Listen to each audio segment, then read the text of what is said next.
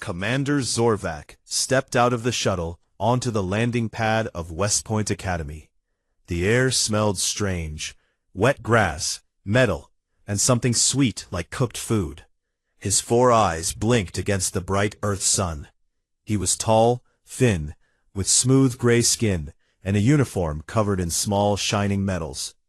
As the leader of a Krellian battle fleet, he had seen many strange things in the galaxy, but nothing had prepared him for humans. The diplomatic exchange program said this visit would last 1 full Earth month. Zorvac would watch how humans trained their young soldiers. The Krellian High Command wanted to know if these soft-skinned creatures were a real threat or just loud noise. Zorvac thought it would be simple. He would observe, take notes, and write a short, clean report. Easy work. 2 young humans waited for him at the edge of the pad. They wore green uniforms with many pockets. Both were wet and covered in thick brown mud from head to feet. One was male, the other female. They stood straight, but their faces showed big smiles. "Welcome to West Point, sir," the male said loudly. "I'm Cadet John Miller. This is Cadet Lisa Thompson. We are your guides for today." Zorvac's translator hummed in his ear. The words came clear, but the tone felt wrong. Too happy, too loud. He looked down at them. "You are dirty," he said slowly. John laughed, a short, sharp sound. "Yeah, we just finished the obstacle course. Got a little wet and muddy. No big deal." Lisa nodded. "It's good training, builds character, and it's fun." Fun. Zorvac stored the word in his mind. Krellians did not train for fun. They trained to survive. Pain was expected. Joy was not part of the plan. He followed them across the wide grass field. Buildings stood in neat rows. Gray stone, tall windows, flags moving in the wind. Cadets marched in groups everywhere. Some ran. Some carried heavy bags on their backs. All shouted words Zorvac did not understand at first. His translator caught pieces. "Move it, maggots. 1 more lap. Don't quit now. Come on, you can do it." Zorvac stopped walking. "Why do they call each other maggots? That is an insult." John turned. "Nah, it's just how Drill Sergeant Hayes talks. It's his way of saying he cares." "Cares," Zorvac repeated. The word felt wrong in his mouth. Lisa pointed ahead. "That's the main quad, where we do most of our morning stuff. Want to see the physical training?" Zorvac nodded once. He wanted data, facts, not jokes. They walked to a large open area. About 50 cadets stood in lines. A short, wide human male with a loud voice walked in front of them. His hat sat low on his head. His shirt sleeves were rolled up. He carried no weapon, but his presence made the cadets stand even straighter. "Listen up," the man shouted. "Today we do PT. You will sweat. You will hurt. And you will thank me for it."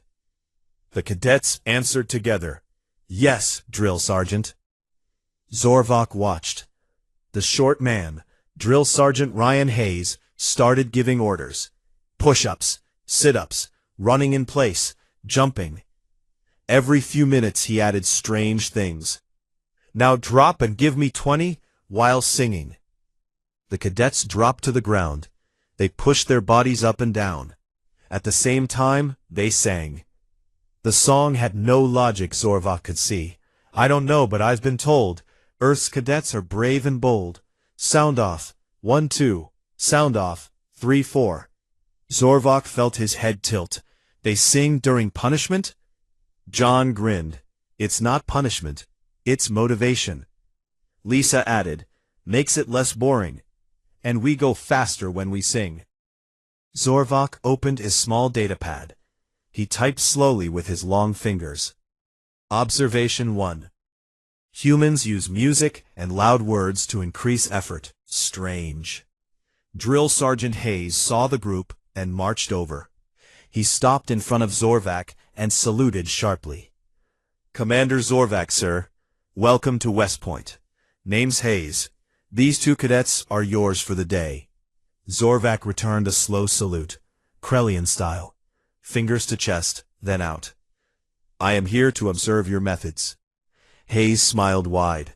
Observe all you want, sir. Just don't get in the way when we run the confidence course later. Things get messy. Messy, Zorvac said. He did not like that word. Hayes turned back to his cadets. All right, worms, on your feet. Time for the mud pit. The cadets cheered. Actually cheered. They ran toward a large hole filled with water and mud. One by one they jumped in, crawled under ropes, climbed walls, and came out even dirtier than before. Zorvac watched a tall cadet, Kevin something, slip and fall face first into the mud. The others laughed. Kevin stood up, wiped his face, and shouted, "That's how you do it." Lisa leaned close to Zorvac. See? Team spirit. Zorvac's translators struggled again. Team spirit involves falling in dirt? John answered. Sometimes. Builds trust. If you can laugh when you're covered in mud with your friends, you will break when things get bad. Zorvac wrote again. Observation 2. Humans find strength in shared discomfort and laughter. Illogical. Yet group stays together. After the mud pit, the cadets lined up again. Drill Sergeant Hayes walked past each one, checking their faces and uniforms. He stopped at a female cadet with short brown hair. Thompson, your boots are filthy. Explain. Lisa stepped forward. Sir, the mud pit got me, sir. Hayes stared at her. Then he smiled, just a little. Good answer. Now clean them before chow. Dismissed. The cadets ran off in different directions, some to clean, some to eat, some just to rest on the grass and talk. Zorvac turned to John and Lisa. You do this every day? Pretty much, John said, except Sundays. Sundays we get a little rest, and football. Football, Zorvac said, another word to store. Lisa pointed to a building. Come on, we'll show you the mess hall. You can eat with us. The food is interesting. Zorvac followed. He did not feel hungry. He felt confused. These humans did not act like soldiers. They acted like children at play. But they moved fast. They obeyed fast. They smiled through pain. Inside the mess hall, long tables filled the room. Cadets sat in groups. They talked loud. They laughed loud. Trays held strange food, brown meat, green vegetables, white paste, red sauce. John handed Zorvac a tray.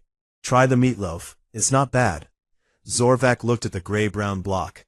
This is food for warriors? Lisa laughed. It's food for hungry cadets. You'll need energy for tomorrow. Zorvac sat with them. He did not eat much. He watched. One table started a loud chant. Another table answered. Soon the whole room filled with voices. He wrote one more note. Observation 3. Humans turn meals into contests of volume and speed. Noise level exceeds safe limits. No one seems bothered. When the meal ended, John and Lisa walked Zorvac to his guest room, a small space with a bed, desk, and window. The sun was going down. Orange light came through the glass. Tomorrow we have classroom time, Lisa said. Tactics and history. Then more physical stuff. John added, and maybe a surprise inspection. Keeps us sharp. Zorvac nodded. I will observe. They left. He closed the door. Alone now, he sat at the desk and opened his report file. The title blinked on the screen. Preliminary Log, Human War Academy. He started typing. Day 1. Humans do not train like Krellians. They shout. They sing. They fall in mud and laugh. Their leader uses insults as praise. Their young treat pain as a game. This makes no sense. He stopped, looked out the window. In the distance, a group of cadets ran under lights. They carried logs over their heads. They sang again. Zorvac felt something strange in his chest. Not fear, not anger. Something smaller. Curiosity. He added one last line to the log. They are not weak, they are different, and difference can be dangerous. He closed the file. Tomorrow would bring more data, more confusion, more of this strange human thing called fun. Zorvak lay on the too-soft bed. For the first time in many cycles, sleep came slowly. The next morning came early. A loud horn woke Zorvak at what the humans called 0500 hours. He rose from the bed, still not used to how soft it was. His body felt strange after one night on Earth. He dressed in his uniform quickly and stepped outside. John and Lisa waited for him again. This time they looked clean. Their boots shone, their hair was neat, but their eyes showed the same bright energy as yesterday. "Good morning, Commander," John said. "Ready for day 2? Zorvak nodded. "I am prepared to observe more of your methods." Lisa smiled. "First is morning PT, then breakfast. After that, classroom time. You will like the tactics class. It's where we learned how to think like warriors." Zorvak followed them to the same open field. The sun was just rising. The air felt cool. Drill Sergeant Hayes already stood there, arms crossed, watching his cadets form lines. "Form up," Hayes shouted. "Today we run 4 miles. Anyone falls behind gets extra laps." The cadets groaned, but they started running. Zorvak walked beside the group with John and Lisa. He noticed something odd. As they ran, they talked. Not quiet talk, loud talk, jokes, complaints, laughs. One cadet in front yelled, "Hey Sarge, can we sing again?" Hayes did not smile. "Only if you sing louder than yesterday." So they sang, a new song this time. "I don't know, but I've been told, running sucks when it's cold. Sound off. 1, 2. Sound off. 3, 4. Zorvak's translator worked hard. The words made little sense, but the rhythm kept them moving. When one cadet slowed, the others shouted encouragement. "Come on, Mike. Don't let the alien see you quit." The cadet named Mike picked up speed. He waved at Zorvak as he passed. Zorvak wrote in his mind, "Observation 4. Humans use public shame and public praise in equal measure. Both seem effective." After the run, they went to breakfast. The mess hall was louder than last night. Cadets piled food on trays. Zorvak took a small plate of eggs and bread. He sat with John, Lisa, and 2 other cadets, Kevin Brooks and Laura Evans. Kevin looked at Zorvak. "So, Commander, what do you think of our PT?" "It is noisy," Zorvak said. Laura laughed. "Wait till you see the classroom. That's where it gets really noisy." After breakfast, they walked to a large building with many windows. Inside, rows of desks faced a front screen. About 40 cadets sat down. Zorvak took a seat in the back, with John and Lisa. A woman walked in. She was tall, with short black hair and sharp eyes. She wore a green uniform with teacher marks on the shoulders. "Good morning, class," she said. "I'm Instructor Megan Carter.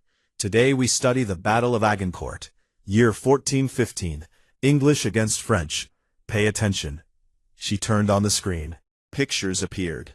Old drawings of men in armor, horses, bows. Instructor Carter spoke clearly. The English had fewer men. They were tired, wet, hungry. The French had more soldiers and better armor. What did the English do? A cadet raised his hand. "They used longbows, ma'am."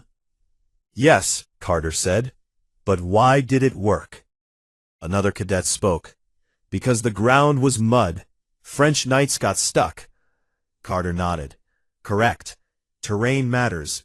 Now, open discussion. How would you change the battle if you were the French commander?" Hands went up fast. Cadets talked over each other. "I would wait for dry ground. I would use cannons earlier. I would charge at night." One cadet, Chris Ramirez, stood up. "Ma'am, I would pretend to run away, draw them out, then hit them from the sides." Carter smiled a little. "Interesting.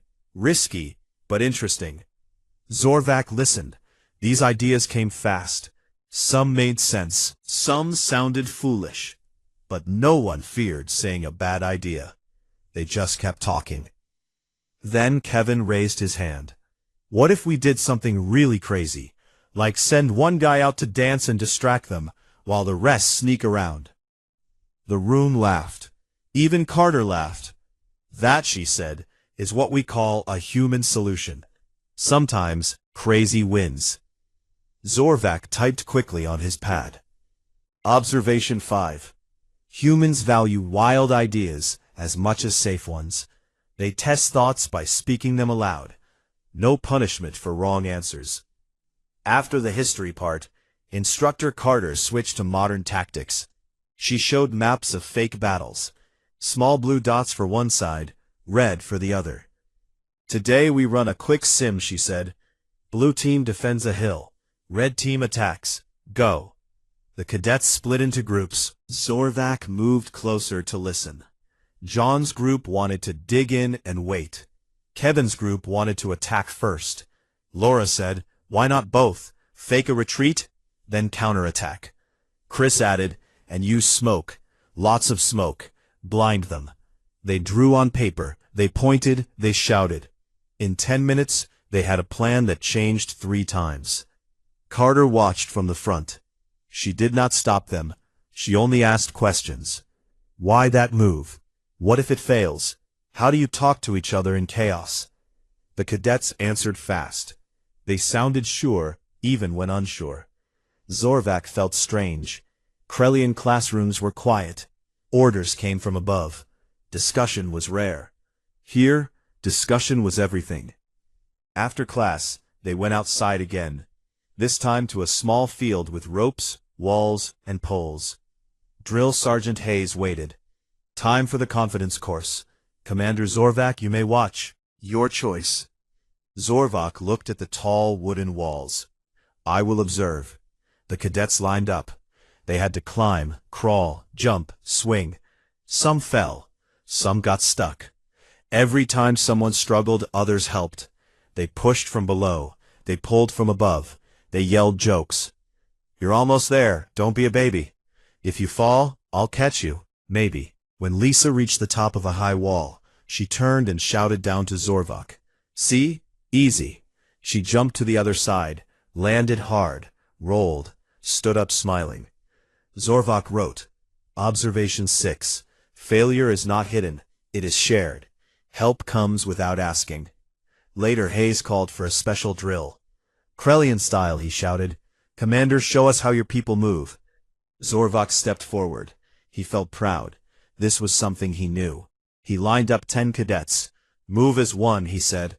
No sound, no words. Follow my hand signals only. They stepped forward together. Perfect timing. He turned his wrist. They turned left. He lowered his arm. They dropped to one knee. For a moment, it was silent and smooth. Krellian perfect. Then John whispered to Lisa, This is boring. Lisa giggled. Kevin coughed to hide a laugh. Hayes smiled wide. All right, Commander, now watch this. He clapped once. Cadets, same moves, but make it fun. The cadets did the same signals, but now they added flair. One spun before dropping. Another did a small jump. Another made funny faces at each other. Zorvak stared. They still moved together, still followed signals, but they smiled. They laughed quietly. When it ended, they cheered themselves. Hayes looked at Zorvak. See? We can do your way. We just don't like it quiet. Zorvak had no words at first. Then he said, You modified my drill. Improved it, Chris said with a grin. Zorvak added to his log. Observation 7. Humans take orders and twist them. They add joy where none was planned. Efficiency remains. Discipline changes shape. The day went on. More running, more classes, more small drills. By evening, Zorvak felt tired in a new way. Not from work, from watching, from trying to understand. At dinner, he sat with the cadets again. They talked about the day. They teased each other. They planned tomorrow's tricks. John looked at Zorvak. What do you think so far, Commander? Zorvak paused. Your ways are not like mine. They are loud. They are strange. But you do not break. You bend, and you keep going. Laura raised her cup of water. To bending, not breaking. They all cheered. Zorvak did not cheer, but he lifted his cup too. Just a little. That night, in his room, he opened the report file again. Day 2. Humans train the body hard. They train the mind harder. They argue. They laugh. They turn drills into games. Yet they obey. They improve. Their chaos hides order. He stopped typing, looked at the ceiling. He added one more line. I begin to see why the galaxy fears them. Not their weapons, their spirit. Sleep came easier this time, but dreams were full of mud, songs, and humans who never stopped smiling. The third day started with a different kind of energy.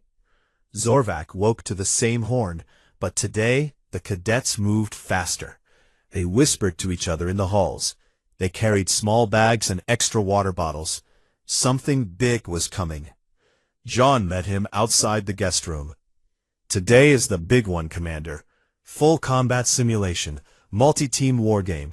You are going to love it. Zorvak followed him to the main briefing room, a large hall with maps on the walls and a big screen in front. Instructor Megan Carter stood at the front. Drill Sergeant Ryan Hayes stood beside her. About 80 cadets filled the seats. Carter spoke first. Listen up. Today we run Exercise Thunderstrike. Mixed teams. Humans versus a combined allied force. The Krellian commander will lead one side. His team uses standard doctrine. Perfect lines. No surprises. Our cadets will form the opposing force. Rules are simple. Laser tags. Safe hits count as kills. Respawn after 5 minutes at your base. Objective, capture the enemy flag and bring it home. Questions? A cadet raised a hand. Can we use tricks? Carter smiled. As long as no one gets hurt, yes. Zorvak felt a small pride. This was his element. Krellian training stressed formation, timing, and control. He would show them how war should be done. He was given a team of 20 cadets who volunteered to follow his orders. Kevin Brooks, Chris Ramirez, and a few others. They looked eager. Zorvak spoke to them in a low voice. We move as one unit. Stay in tight formation. Advance slow. Use cover. No talking unless I signal. Understood? They nodded. Yes, sir. The other human team, about 60 cadets, gathered on the far side of the field. Laura Evans led them. Lisa Thompson stood beside her. They talked fast and pointed at maps. The simulation area was large. Woods, hills, open grass, fake buildings made of wood and metal. Flags waited at each base. A whistle blew. Game on. Zorvak's team moved out first. They formed 2 lines. Front line crouched. Back line covered. They advanced toward the center hill. Every step matched. No sound except boots on dirt. Zorvak watched the enemy. The large human group split into 3 smaller groups. One went left through trees. One went right along a stream. One stayed back and dug. They used small shovels to make shallow holes. He signaled his team to hold position behind a low wall. Enemy splits forces, he said quietly. We push the center. Take the hill. They will collapse. His team nodded. They moved again. Smooth, silent. Then the first surprise came. From the trees on the left, smoke suddenly rose. Thick gray clouds rolled across the field. Zorvak's translator picked up cadet voices through the haze. Smoke out. Go, go, go. Humans appeared from the smoke, not in lines, not in order. They ran in zigzags. Some crawled, some rolled. They shot laser tags in every direction. Zorvak's front line took hits fast. Red lights flashed on their vests. Killed, the system announced. The cadets did not stop. The dead ones dropped dramatically. They lay on the ground with arms out. One yelled, "Tell my mom I love her." Another answered, She knows, bro. Zorvac stared. Why do they act like that? Kevin, still alive beside him, whispered, "Morale, sir. Keeps it fun." More smoke came from the right. Another group charged. They carried branches with leaves tied on. They looked like walking bushes. Zorvac's team shot at them. Some hits, but the bushes kept coming. Then the real madness started. A small team of 5 humans ran straight at Zorvac's position. They held no weapons. Instead, they carried buckets. Water balloons flew through the air. Bright colors exploded on impact. Blue paint splattered Zorvac's gray uniform. Red paint hit Kevin's face. The system did not count water as a kill, but it blinded. It confused. Zorvac wiped paint from his eyes. "This is not allowed." Kevin laughed. "It's not against rules, just creative." The bucket team retreated, laughing, high-fiving. Zorvac ordered a counterpush. His remaining team advanced up the hill. They reached the top. The flag was close. Then he saw it. A line of cadets lay on the ground ahead, pretending to be dead, motionless. His team stepped over them carefully. The dead ones suddenly jumped up. They grabbed legs, they pulled, they tackled. No weapons, just hands and bodies. Zorvac's soldiers fell. Lights flashed. Killed. One cadet, Chris, wrestled a Krellian-trained human to the ground. "Gotcha." Zorvac fired his tag gun, hit Chris square in the chest. Chris fell back with a dramatic spin. "Arg, right in the feels." He lay still for 5 seconds. "Respawn in 4 minutes. See you soon, Commander." Zorvac felt heat in his face. Not anger. Something close to panic. His team shrank fast. Perfect formation broke. Cadets started to improvise on their own. One climbed a tree to snipe. Another hid in a bush and waited. But the larger human force closed in from all sides. Smoke everywhere. Paint everywhere. Shouts, laughs, fake screams. Then the final blow. A group of cadets appeared behind Zorvac's last position. They carried a long rope. They had tied cafeteria trays to it like a net. They swung it low. It caught 3 of Zorvac's cadets at once. Lights flashed. "Killed." The rope team cheered. "Tremageddon." Zorvac stood alone now. His vest light blinked red. He had been hit from behind. He did not even see who. The field went quiet for a moment. Then the humans cheered. They lifted their flag high. They had captured his base while he fought here. Laura Evans ran up the hill. She held Zorvac's team flag. She waved it. Thunderstrike complete. Humans win. Cadets ran together. They jumped, they hugged, they slapped backs. Even the dead ones rose and joined. Drill Sergeant Hayes blew a whistle. "Game over. Debrief in 10. Zorvac walked down the hill slowly. Paint dripped from his uniform. His 4 eyes blinked fast. John met him at the bottom. "Good fight, Commander. You almost had the hill." Zorvac looked at him. "Almost is not victory." Lisa joined them. But it was close. And fun. Fun. That word again. In the debrief room, Instructor Carter stood at the front. "Let's talk. What worked? What failed?" Zorvac's small team sat on one side. The large human group on the other. Cadets spoke first. The smoke confused them. The trays were awesome. Pretending to be dead worked great. Kevin added, "Commander Zorvac's formation was perfect. But we didn't fight perfect. We fought human." Carter looked at Zorvac. "Commander, your thoughts?" Zorvac stood. His voice stayed calm. "Your methods break every rule of warfare I know. No discipline, no order, yet you won. In 20 minutes. He paused. "I do not understand how, but I saw it. You turn war into surprise, into joke, into game, and when the enemy expects order, you give chaos." The room went quiet. Then Chris raised his hand. "Sir, want to know the best part?" Zorvac nodded. Chris grinned. We had more fun losing our own guys than you had winning. Laughter filled the room. Zorvak sat down. He opened his datapad under the table. Observation 8. Humans do not fear death in simulation. They celebrate it.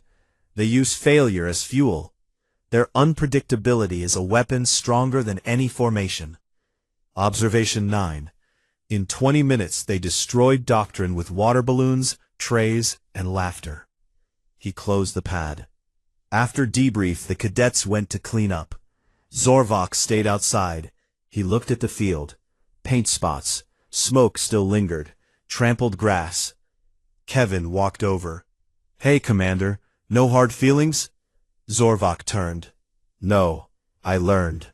Kevin nodded. Good. Tomorrow's live fire. Real bullets. No paint. You coming? Zorvak looked at the sky. Yes, I must see more. Kevin walked away. Zorvak stood alone. The sun went down. Shadows grew long. He thought of his fleet, his perfect ships, his silent orders. Then he thought of these cadets, covered in paint, laughing after defeat, cheering after victory. He whispered to himself, one word, terrifying. That night, in his room, the report grew longer. Day 3. They fight like mad artists. Every plan dies. Every rule bends. Yet they win. I begin to fear not their guns. I fear their minds. Minds that turn battle into theater. Minds that refuse to lose spirit. He saved the file. Outside, somewhere on the grounds, cadets still talked. Still laughed. Still planned tomorrow's chaos. Zorvak closed his eyes. Sleep brought strange dreams. Dreams of flags waving, of smoke, of humans who never stopped moving forward. Day 4 arrived with rain. Not light rain, heavy rain that turned the ground soft and slippery. Zorvak looked out his window at gray clouds and water pouring down. He wondered if training would stop. It did not. John knocked on the door early. Commander, today is live fire. Real weapons, real bullets. Dress warm, it's wet out there. Zorvak put on his waterproof coat. He carried his datapad in a sealed case. He followed John to the armory building. Inside, cadets checked rifles. They loaded magazines. They talked in low voices. No songs today. No loud laughs. But their eyes still looked sharp. Drill Sergeant Ryan Hayes stood at the front of the room. Listen close. This is not a game. Live rounds. Safety first. One mistake, someone dies. Understood? Yes, Sergeant, the cadets answered together. Hayes looked at Zorvak. Commander, you observe only. No weapon for you. Clear? Clear, Zorvak said. They moved to the range. Long lanes with targets at different distances. Sandbags, metal plates, fake enemy figures made of wood and cloth.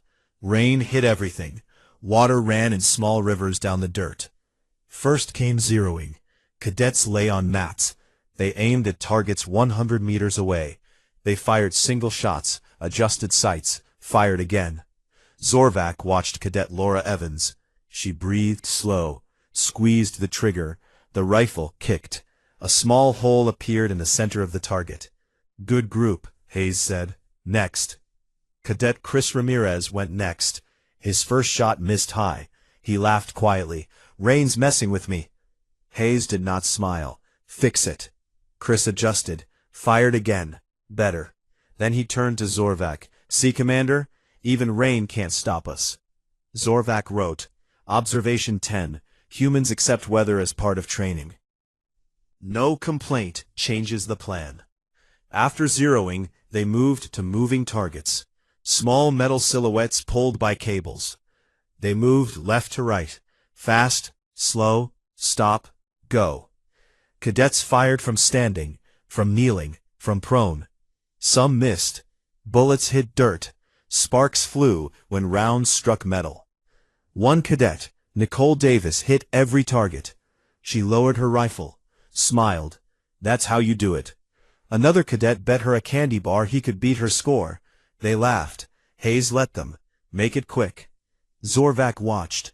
These were real weapons, real danger. Yet they bet snacks. They joked about misses. Then came the night march. Not at night yet, but they trained for it. They put on heavy packs, rifles on slings.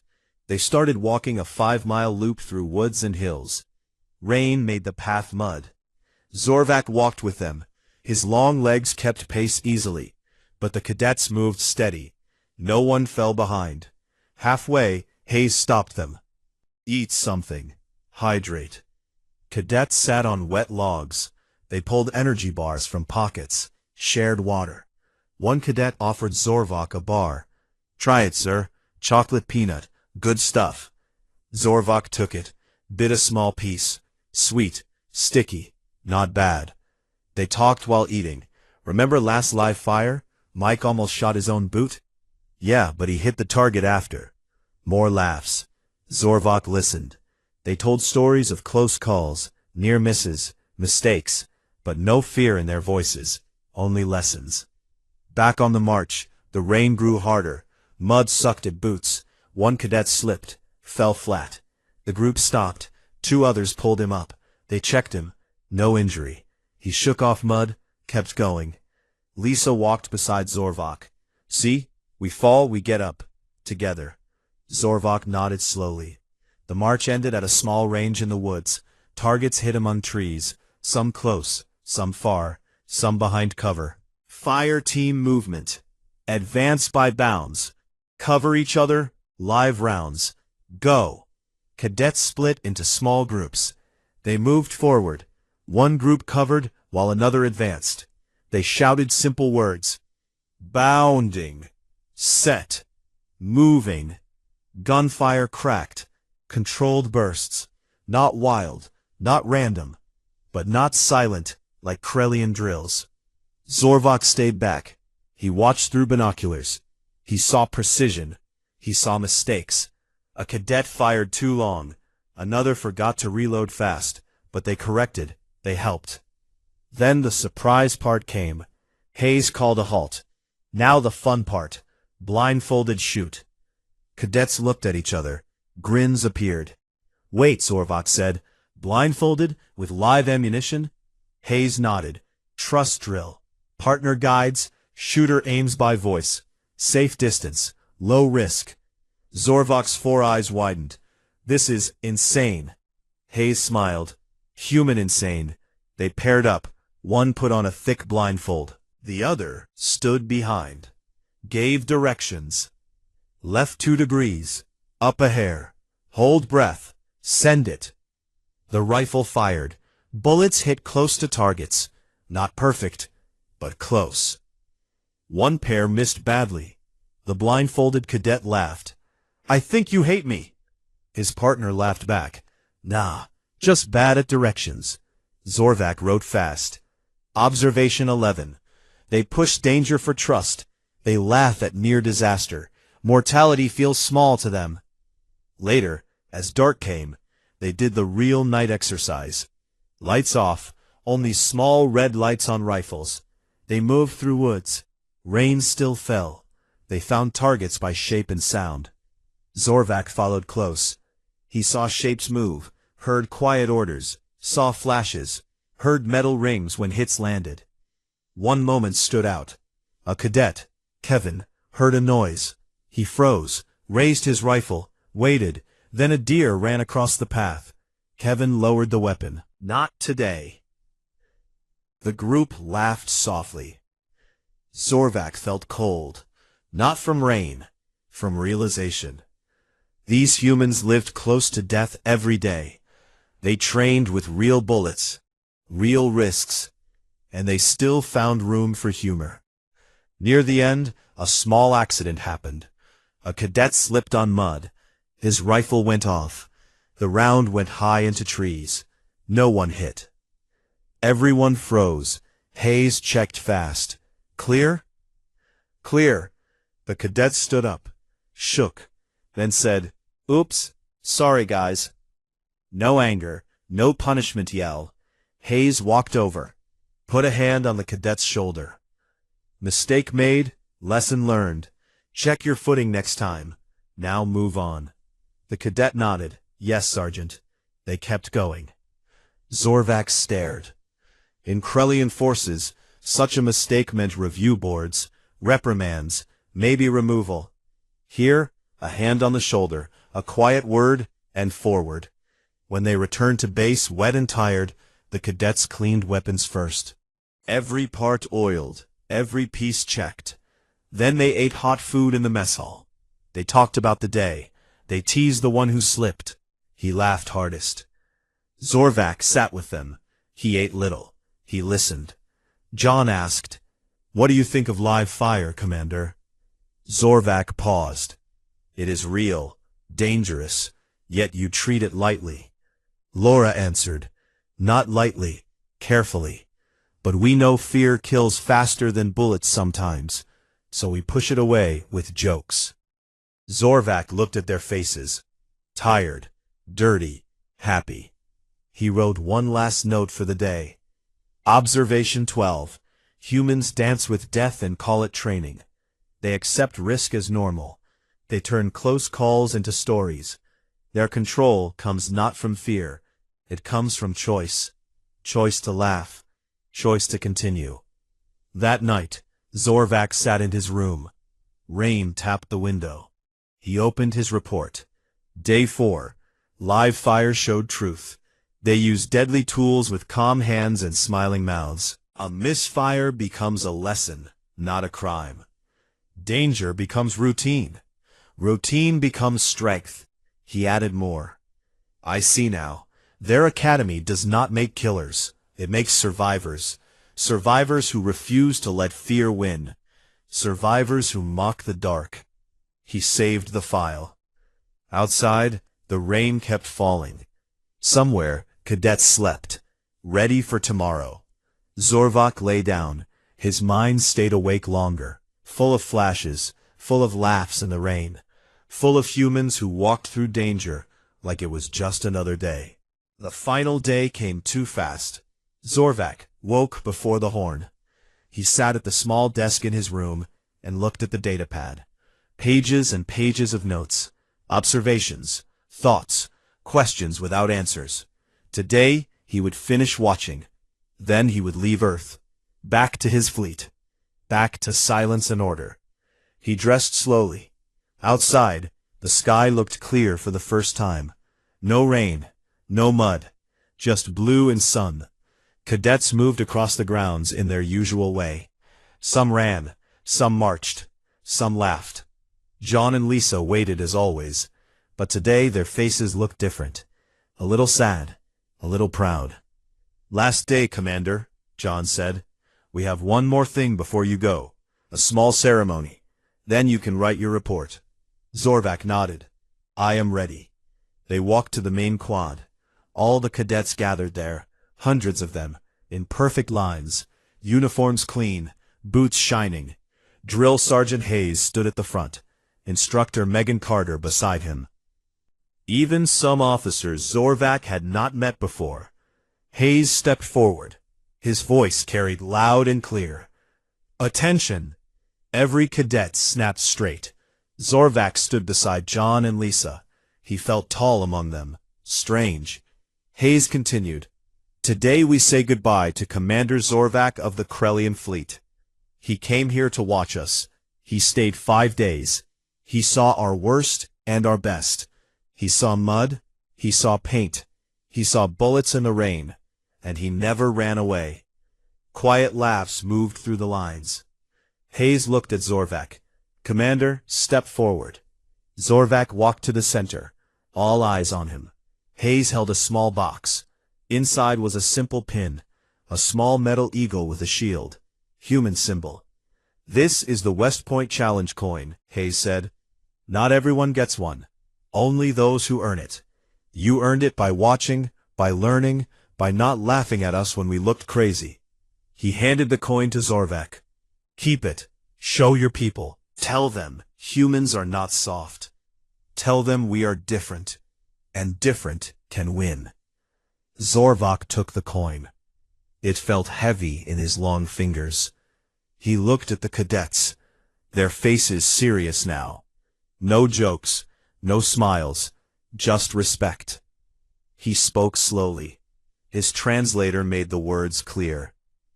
I came here to judge, to measure, to report weakness. I found none. I found strength in places I did not expect, in laughter during pain, in plans that should fail but win, in soldiers who fall and rise smiling. You do not fight like my people. You fight better, because you fight as yourselves. The cadets stayed silent. Then one started clapping, then more. Soon the whole quad filled with sound. Not cheers, not shouts, just steady clapping. Respect. Zorvak felt something in his chest, warm, strange. He lifted the coin high for a moment, then put it in his pocket. After the ceremony, the cadets broke formation. Many came to shake his hand, or pat his arm, or just say thank you. Kevin said, "Come back any time, Commander. Next time we let you win the sim." Laura added, "Or at least get more paint on you." Chris grinned, "We saved you some meatloaf for the road." Zorvak tried to smile. Krelians did not smile well, but he tried. Nicole gave him a small folded paper. "Our squad wrote this. Read it later." He took it, nodded. Then it was time. His shuttle waited on the pad, the same place he landed 5 days ago. John and Lisa walked him there. No more words at first, just steps. At the ramp, Zorvak stopped, turned. "You changed me," he said.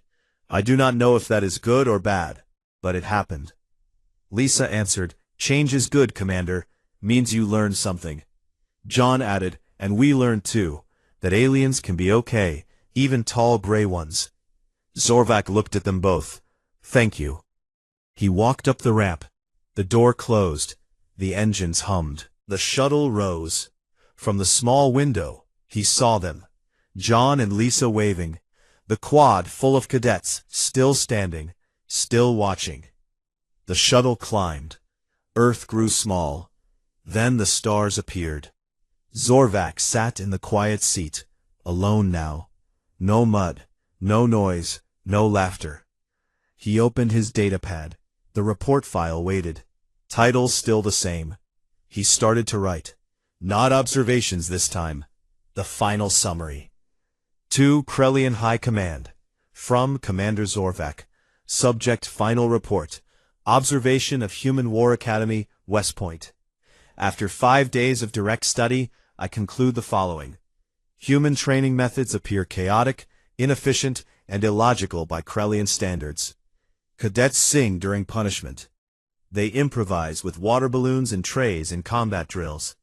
They treat live fire exercises as routine, while joking about near-death moments.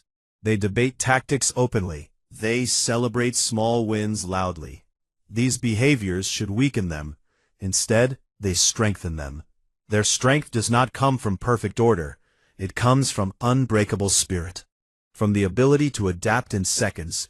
From the choice to find humor in danger. From the refusal to let fear control them. In simulation, they defeated my doctrine with absurdity. In live conditions, they handled real risk with calm hands and smiling faces. They turn war into something personal, something shared, something they refuse to hate. Recommendation: do not engage humanity in prolonged conflict. Their technology may match ours one day, their weapons may grow stronger, but their greatest weapon is already here. It lives in every cadet who falls in mud and stands up laughing. It lives in every soldier who faces death and makes a joke about it. Attack them and you will face not just armies. You will face a species that sees war as the ultimate challenge. A challenge they meet with joy. I have attached all observation logs. They speak for themselves. Personal note. I request transfer to a different sector. Prolonged exposure to human cadets has affected my judgment. It has also affected my view of superiority. I no longer believe we are clearly above them. They are different, and different wins. Zorvak closed the file, sent it. Then he opened the small folded paper from Nicole. Inside, handwritten words from many cadets. Thanks for not giving up on us. You made us think harder. Come back when you want real fun. Stay weird, Commander. At the bottom, a small drawing, a stick figure alien with 4 eyes, covered in paint, smiling. Zorvac looked at it for a long time. Then slowly, he smiled. A real one. Small, strange, but real. He put the paper away, looked out at the stars. The shuttle flew on, toward home. But something in Zorvac had stayed behind. In the mud. In the rain. In the laughter. Something human. And he knew he would never be the same.